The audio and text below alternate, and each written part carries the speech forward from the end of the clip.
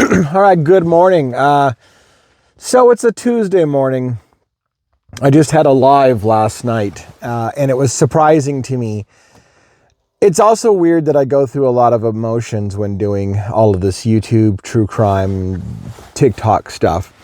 And that's, so last night I was doing the live, and it was just an open question and answer format in which I was taking questions on either Koberger or Luigi, which I have very different audiences that don't want to hear one or the other, and I'm trying to be respectful of that. However, I do have some cross people who are interested in both cases, and so I was surprised last night on one hand that when I was bouncing back and forth, literally back and forth between Luigi and Koberger questions on my live, the room stayed pretty busy. I mean, it was one of my higher viewed lives, despite the fact that I was bouncing back and forth between two cases.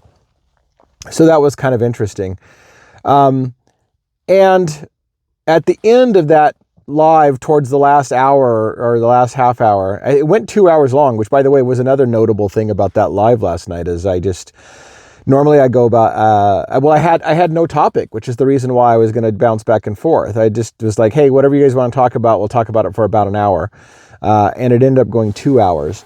And in large part because we got on the Brian Koberger thing. And there was the graphic details about the rumors of Kaylee's wounds. And I ended up getting roped into talking about it specifically, even though I told them I was really nervous about talking on TikTok about the, one, because it's rumors, and two, because of the graphic nature of the injuries. And so I was super hesitant to do so. But I kept getting pressed to kind of explain a certain part of it, and I couldn't do that without getting into the rumor. And so I made a bunch of disclaimers that this is rumor and whatever. And I had an individual in my that comes into my channel regularly on TikTok who said that I was wrong about all the details. And I didn't want to fight with that person. I respect that person's take, even though it's very different than mine. And I disagree with her opinion about what happened, and I have a different opinion. And that leads to the thought of the day. So going back to just a moment, she came on and corrected me about a few things from her opinion, and I disagree with some of her corrections. And so we left it at that. I told her I wasn't going to debate her and I wasn't going to argue back and forth. If she wanted to come up and on my live and give her opinion about where I was wrong, then I'll let her do that, which I did let her do that, but I didn't get into a back and forth. Several people asked me not to get into a back and forth with her. And so I just said, hey, if you want to come on and tell people where you think I'm wrong, then go ahead. And she did. And it was polite. We have always been respectful to each other, in my opinion. But our takes are extremely different. But anyways, where it's going with my thought for the day is true crime in general. And how I'm going to go for a short drive. My car's a little cold, and now I'm going to get my car going just so I can drive and finish this thought. I've got some work to do this morning, by the way, to get my aunt to a doctor's appointment, so I can't lose track of time. But again, the thought of the day is I'm just one asshole. That's my thought of the day. I'm just one asshole. I start to have a lot of self-doubts when it comes to what I'm doing on TikTok and what I'm doing on YouTube. I had a really good live last night, and several people said, wow, this was a great live, and blah, blah, blah. And so I think, oh, wow, that's cool. Like maybe my channel is going to blow up and I'm going to have a whole bunch of new signups and whatever. And there just really wasn't a lot of signups. I've had a night before where it didn't seem like there was any enthusiasm at all, and I had like 40 people join my channel, start following me. And that was a stunner. And then I've had times where it feels like there was so much excitement and energy in the room, and like last night, and I think 10 new people signed up, but there was all this energy and it felt like excitement. So I can't predict anything when it comes to what's building. And the ultimate question you have to ask yourself is, why am I trying to build a following in the first place? And what does it mean by I'm just one asshole?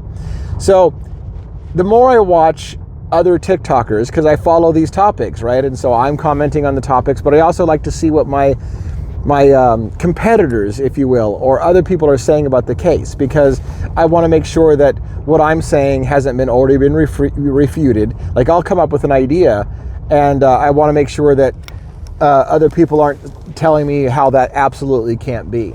That's a lot of the reason why I watch other people's content, is just to make sure that someone's not saying, showing me something I missed, that I'm off on left foot. But what I've realized is that especially when it comes to the case of Kohberger, especially this case. Everybody's got a million theories about what happened. From Brian Kohberger was a sick, twisted psychopath that just hated women and wanted to kill them, to a very, very convoluted drug scenario in which multiple girls in the house, their parents had turned against some big drug kingpin or something like that, and when that person got out of jail, he went and murdered both their daughters as some kind of like notice to them that he wasn't going to tolerate spending time in jail for them ratting him out, kind of thing. And so there's I didn't do justice to that. It's more convoluted with that. But anyways, there's a big, huge drug scenario and all kinds of TikTokers who are going in depth to all the people who were involved in drugs and all the names and people in law enforcement that are into the drug scene and a cop that had a drug addiction problem and may have been covering it up. And it's a huge, convoluted web of scenarios. And then there's those with the Brent Kopaka story, which is the one that I kind of tend to put more weight on than others myself.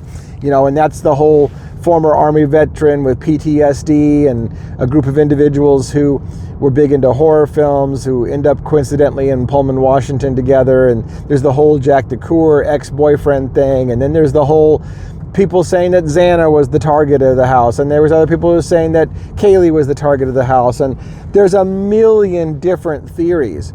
And they all have some weight. They all have the newest one too, by the way. The newest one now is an occult ritual. Some guy or two is going on the internet explaining how this dog that was mutilated shortly before the Idaho 4 murders shows that it was an occult ritual, and they're pulling out obscure rituals to show that different things in the case line up to an occult ritual that was being done. And again, I'm not saying that these things shouldn't be analyzed and looked into, but every time a new theory comes out and all these great connections that are being made, and it just makes me realize, who the fuck am I? I'm just one asshole in a sea of assholes talking about this case. None of us know what really happened. All of us are just rambling at the mouth about what we think happened. What makes my opinion any better than anyone else's opinion? And as I watch other people just very, very convinced, that their scenario is the right scenario and everybody else's scenario is wrong. And that's the other thing that I find is very frustrating about the whole true crime community. There's a lot of these true crimers and TikTokers and stuff like that not only espouse their own theory, but then tell you repeatedly that anybody else's theory, they're idiots. I just don't handle that. I want no part of TikTokers who have to try to downplay everybody else's theory. There are TikTokers, again, I'll try to wrap this up because this is boring as fuck, but this is behind the scenes. There are TikTokers that I can't stand their take, but I'll still watch them from time to time. But I particularly hate, there's a TikToker, and I don't even know if I want to mention his name, but you'll probably know who he is if you follow the Brian Kohberger stuff, that he's got a really, really good, convoluted, and I think like hundreds of videos showing this drug connection between the murders of the girls in the Idaho 4. And his stuff is really good. The guy does some really top-notch analysis, in my opinion.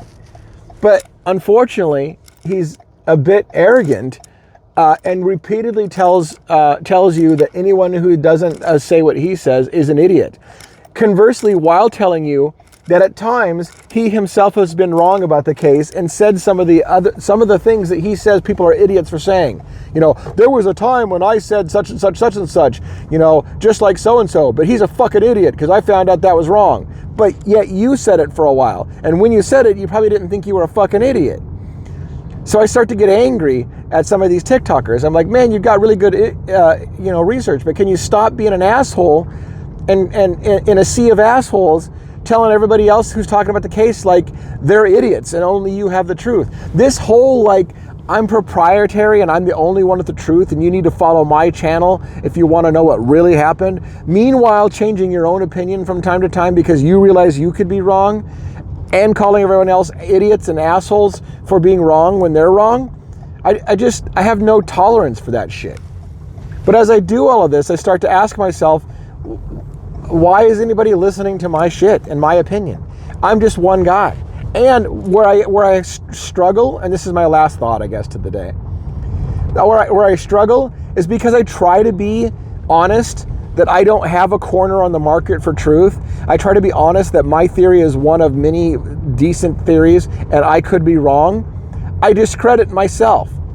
And because I'm not like the assholes who will say, I'm absolutely fucking right and everyone else is a fucking idiot, then I look like I don't know what I'm talking about. Well, I'm just guessing because I'm willing to admit I may be wrong.